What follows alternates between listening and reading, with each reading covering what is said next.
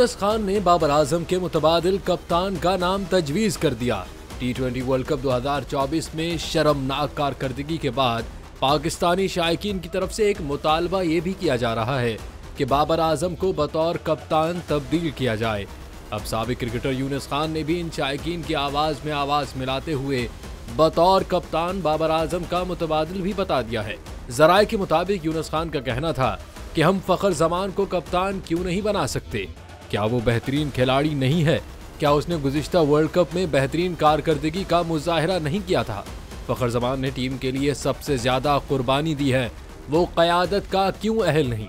फ़खर वाहिद cricketer हैं जिन्होंने team के लिए अपनी बैटिंग पोजीशन तब्दील की। वो 4-5 नंबर पर आकर खेल रहे हैं, तो वो क्यों कप्तानी के अहल नहीं हैं?